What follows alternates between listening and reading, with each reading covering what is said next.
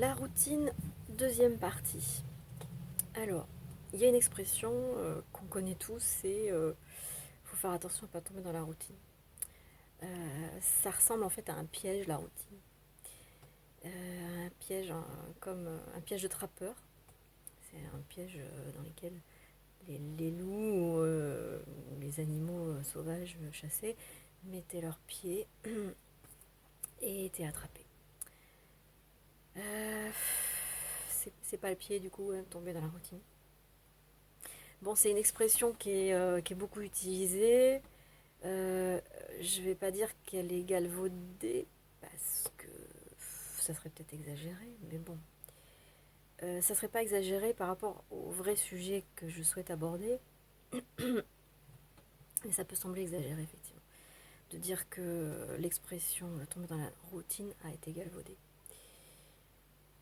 C'est hors contexte, parce que c'est vrai que cette expression, on l'utilise de manière très superficielle et c'est un consensus collectif. On est tous d'accord avec ça. Ne pas tomber dans la routine, c'est très superficiel. On utilise ça pour les relations de couple, pour les relations amicales, pour la vie quotidienne, enfin bref.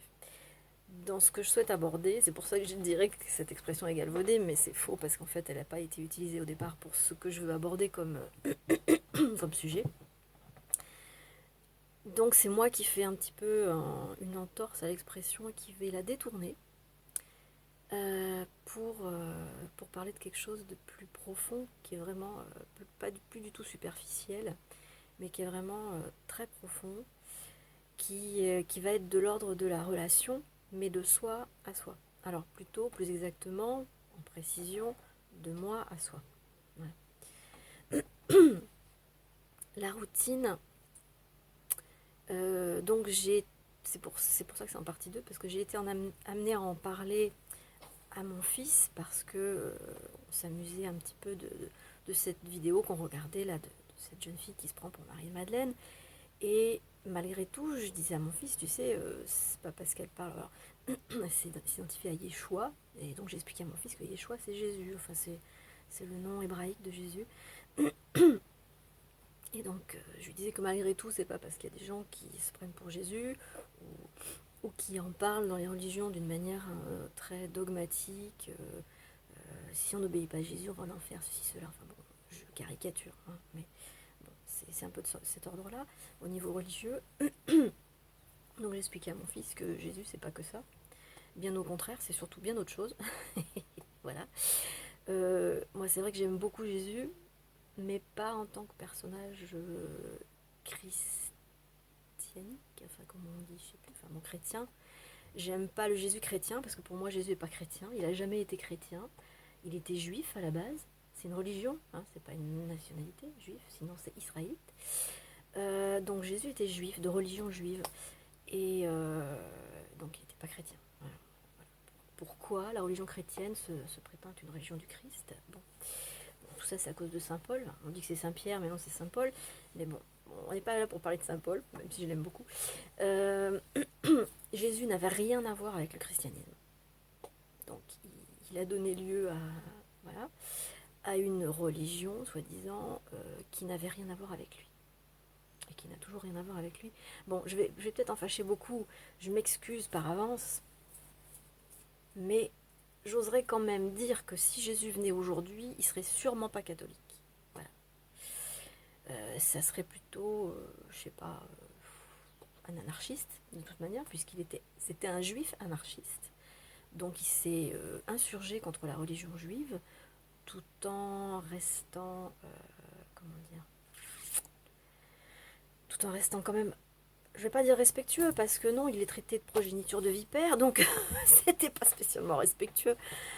Comment dirais-je, aujourd'hui, si Jésus venait et qui devait dire ce qu'il pense de la religion en général, catholique ou autre, on s'en fiche, il nous dirait, mais qu'est-ce que vous allez vous emmerder avec des trucs pareils, quoi. Voilà, c'est, vous mettez des entraves, enfin, à la limite, vous avez qu'à lire l'évangile de Thomas, vous verrez, quoi.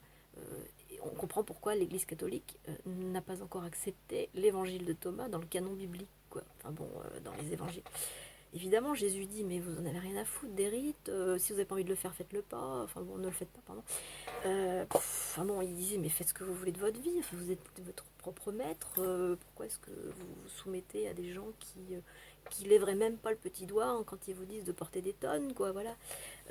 Bon, donc voilà ce que je veux défendre de Jésus, c'est que Jésus n'est pas du tout un personnage religieux, c'est un personnage qui a dit non, je ne suis pas un être soumis, je fais ce que je veux de ma vie, voilà. C'est un personnage qui a dit ça, et qui l'a payé de sa vie. Donc j'expliquais à mon fils que effectivement Jésus c'est pas ce qu'on en dit, c'est pas ce qu'on entend parler de lui. Bon, et puis en même temps c'est quoi ce mec quoi. On est en 2017 après Jésus-Christ. Et qu'est-ce qu'il a pu bien faire pour mériter un tel honneur quoi. Je dirais qu'à la limite tous les jours on parle de lui sans vraiment le savoir parce que tous les jours on dit nous sommes telle date 2017 actuellement c'est ça. Bon, bon, mais en quel honneur, quoi. En quel honneur. Pourquoi est-ce que ce mec a réussi à révolutionner le monde? Voilà. Bah, c'est assez simple parce que c'est un mec qui a dit vous n'êtes pas obligé de faire comme tout le monde. Vous pouvez faire comme vous voulez, vous. Et j'en suis la preuve. Parce que moi, je fais ce que je veux. Et les autres, bah, ils peuvent dire ce qu'ils veulent, je fais ce que je veux. Et parmi les choses que Jésus faisait selon son bon vouloir, c'était ne pas être dans la routine. Il disait, moi j'ai nulle part où reposer ma tête, c'est-à-dire que j'ai pas une habitude d'un lieu de vie, ceci, cela. Je, je, je crée pas d'habitude routinière, je suis toujours dans le nouveau, je suis toujours en marche. Et il a réussi à emmener 12 personnes avec lui. Ça a été assez compliqué parce que ces personnes avaient un travail, une famille. Il y en avait qui avaient femmes et enfants et tout le truc. Et ils ont pourtant tout laissé pour suivre Jésus dans sa façon de vivre. Sans habitude, sans routine. Bon, c'est assez courageux. Enfin, en même temps, ça pourrait paraître irresponsable et quelque part un peu méchant pour leur famille. Quoi. Pierre, par exemple, il avait une femme et des enfants, quoi, Saint-Pierre. Bon, enfin, des enfants, je suis pas sûre. Mais en tout cas, il avait une femme. Oui, je pense qu'il avait des enfants, oui, on en a entendu après parler plus tard. Donc peut-être qu'il rentrait de temps en temps au port pour faire un bébé. Bref. Mais en tout cas, il a suivi Jésus pendant des années, enfin pas si longtemps que ça finalement, mais quand même pas mal. Et donc Jésus, jusqu'à une trentaine d'années, il était charpentier. Il avait une routine. Il avait un lieu de résidence, il avait un travail fixe, etc. Il avait, entre guillemets, suivi l'exemple de son père adoptif, Joseph, donc qui était charpentier, et il avait appris le métier. Enfin, c'est ce qu'on en dit. On peut supposer que c'est vrai. Et à partir d'une trentaine d'années, il a tout laissé. On ne sait pas quelle mouche l'a piqué. Il a tout laissé, puis il est parti à l'aventure. Voilà. Et il a passé précisément 40 jours dans le désert. Et à l'issue de ces 40 jours, ça a été la révolution dans son esprit. Et il est devenu ce qu'on sait de lui, c'est-à-dire un être libre, autonome, et qui faisait des trucs assez invraisemblables. Quoi. Est-ce que c'est vrai, est-ce que c'est pas vrai? Même, est-ce que Jésus a existé ou pas? Bon, en même temps, s'il n'a pas existé, quand même, pourquoi est-ce qu'on est en 2017 aujourd'hui, par exemple hein? Moi, personnellement, j'ai aucune preuve qu'il ait existé, donc à la limite, je peux le mettre en doute, effectivement. Il y a beaucoup de gens qui mettent en doute l'existence de Jésus. Mais bon, en même temps, bon, après, il s'appelait peut-être pas Jésus. Peut-être qu'il a représenté une classe de personnes. Il y a certaines personnes qui disent ça, qui représentaient les. Ça y est, j'ai oublié le nom, bien entendu. Ça va peut-être me revenir, mais ça, c'est pas sûr. Je suis très Doris, quoi. Très Doris, je mémorise rien, ou très peu. C'est assez compliqué. Bon, les gnostiques en général, mais c'était pas les naziréens, c'était ceux qui vivent dans le désert, là, comme Jean-Baptiste, quoi. Enfin, je crois que c'était Jean-Baptiste et naziréen. Mais il y a une autre. Bref, peu importe, on s'en fout. Enfin, c'est pas qu'on s'en fout, parce que c'est une classe de personnes qui est assez intéressante. C'était les premiers gnostiques pardon, répertoriés. Il y en a peut-être eu avant, évidemment. Faut certainement même. Hein. Voilà. Les gnostiques, je pense qu'il y en a toujours. Certainement, depuis le début de l'humanité, il y avait des gnostiques. Bref, en tout cas, à l'époque de Jésus, il y avait des gnostiques. qui vivaient dans le désert, dont Jean le Baptiste. Et il ne serait pas exclu, évidemment, selon certaines théories, que Jésus les ait rejoints et suivi leurs enseignements. Après, il y en a aussi qui prétendent qu'il est allé jusqu'en Inde, qu'il y aurait des preuves de son passage en Inde. Bon, pourquoi pas. Bon, peu importe, il peut y avoir plein de choses. Et donc, selon certaines théories, Jésus serait plutôt une classe de personnes faisant partie du courant gnostique. Voilà. Ce n'est pas à exclure, ça paraît vraisemblable aussi. Il peut représenter à la fois la classe de ces personnes qui ont fait ressurgir un savoir, je dirais, universel, et ça peut aussi être une personne qui a réellement existé. Rien n'est à exclure. Bon, voilà. Moi, j'ai fait le choix de croire qu'il a existé, et c'est pas pour ça que je dis que j'ai raison. Hein, voilà. Pourquoi pas. Donc la routine. On tombe dans la routine quand on arrive dans le monde. La routine ne s'installe pas du jour au lendemain. Elle s'installe du fait que, comme quand on arrive dans le monde, on est tout petit et non identifié. Enfin, on s'identifie tout d'abord à maman, au ventre dans lequel on a évolué dans notre premier état, quoi, de bébé. Et puis, quand on sort de cette matrice formidable et sécuritaire, on arrive dans un monde un peu hostile. Enfin, apparemment, il y a quelques difficultés qui apparaissent. Et on découvre la différence avec l'autre, petit à petit, et de plus en plus intensément. Et du fait de cette découverte de la différence avec l'autre, apparaît la chose évidente, c'est que nous ne sommes pas l'autre. Donc au début, on croit qu'on est l'autre, qu'on est une seule et même personne, que l'enfant et la mère sont la même personne. Et progressivement, le père, jouant son rôle aussi de séparateur, l'enfant se rend compte qu'il est différent de sa maman. Et là commencent les problèmes d'identité. Qui suis-je donc si je ne suis pas maman je suis quoi d'autre, quoi, enfin, qui d'autre. La réponse, elle ne jaillit pas, évidemment. Hein. C'est une réponse qui est inconsciente. Et la réponse, c'est une question qui est inconsciente. Et la réponse ne jaillit pas comme ça, miraculeusement. Apparaît donc le conditionnement, c'est-à-dire l'éducation sociale. L'éducation sociale, c'est pas un titre de cours au collège, hein, c'est simplement ce que nous vivons tous, c'est-à-dire dans le foyer, dans la famille, on subit l'éducation sociale, tout comme la famille est le résultat de l'éducation sociale globale. Étant donné que les représentants de la famille, le père et la mère, ont été également des enfants qui ont subi la même éducation sociale. Donc ils ne font que la reproduire fidèlement selon un modèle bien établi. On ne rentrera pas ici dans les schémas des mécanismes sociaux, des modèles établis, qui pourraient être différents. Hein. Ils sont ce qu'ils sont aujourd'hui, mais ça ne veut pas dire que c'est une vérité absolue. Les modèles sociaux, c'est presque des accidents. Voilà.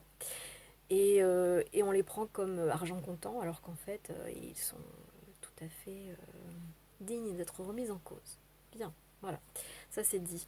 Et comment digne d'être remis en cause, on le découvre de plus en plus, hein, vu les résultats qu'ils produisent, ces modèles sociaux, n'est-ce pas? Vous avez constaté un peu l'état du monde, n'est-ce pas? On ne va pas faire l'état des lieux, hein, on le connaît tous. Bon, voilà.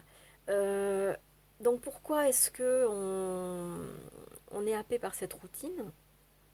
Parce que l'éducation sociale, familiale au départ, nous dit ce qu'il faut faire pour être intégré et accepté par le groupe, puisque comme on n'est pas l'autre, il y a un risque de compétition. Puisqu'on est différent, on est en compétition pour le même objet. Alors on ne rentre pas dans les détails de ça, hein, mais c'est ça fondamentalement. On est tous en concurrence pour le même objet. Alors les objets ils changent, mais on a toujours besoin de rester en concurrence et on change d'objet parce que notre conscience évolue et donc les objets évoluent aussi. Mais on se crée des concurrences sur des objets que l'on choisit en consensus aussi. Voilà. Mais ce dont on a besoin, c'est de la concurrence, du conflit, pour faire une réflexion avec l'autre, donc un miroir, pour arriver à découvrir enfin qui nous sommes. Et dans cette recherche mimétique, donc conflictuelle, dont le but est de se connaître soi, mais c'est un but inconscient, on construit en parallèle et paradoxalement une attitude, un comportement qu'on va appeler la personnalité, qui deviendra la personnalité, et qu'on va prendre pour notre personne, pour ce qu'on est réellement et qu'on n'est pas en fait, mais on va croire qu'on est ça. Et du coup, on va s'installer dans des comportements qui répondent à des attentes sociales. On nous dit socialement, on doit être comme ça, on doit faire ça dans la vie pour être intégré et en sécurité.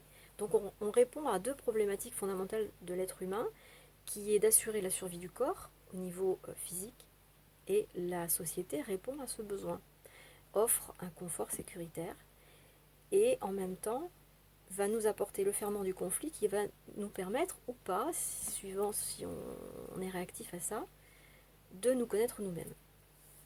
Donc ça joue deux rôles, la société. Nous mettre en sécurité et nous révéler qui nous sommes. Et c'est cette mise en sécurité qui va nous obliger à nous faire violence, puisqu'on doit se conformer. Donc on doit renier qui on est vraiment et inventer un personnage qui va être conforme à ce que veut la société pour une intégration sécuritaire.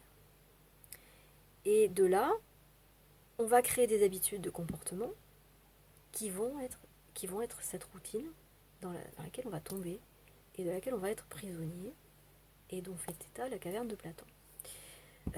Et donc la société, c'est les marionnettistes qui manipulent des images des petits personnages pour nous faire croire à des valeurs sociales, et nous faire agir à rester en léthargie, en quelque sorte. C'est-à-dire, la léthargie, c'est le fait de se contenter de croire que nous sommes la personnalité. C'est ça, c'est de la léthargie mentale, intellectuelle. Et ne pas voir que c'est une illusion. Donc voir les personnages sur la caverne de Platon qui sont projetés et que l'on prend pour la réalité. Voilà. Alors les personnages qui sont projetés, c'est nous, c'est les autres, c'est les rôles sociaux, les fonctions, tout ce qui se passe dans la société, tout ça, c'est les projections sociales, voilà, de cette caverne de Platon. Et nous, on en fait partie, enfin la personnalité en fait partie. C'est-à-dire que l'être que nous sommes projette sur l'écran, lui aussi, il fait partie des marionnettistes. Non seulement il est la marionnette, le moi est la marionnette, mais il est aussi le marionnettiste. On fait partie de ceux qui manipulent et qui sont manipulés. Voilà. On participe à la création de la manipulation sociale, tout à fait, de la projection mentale collective.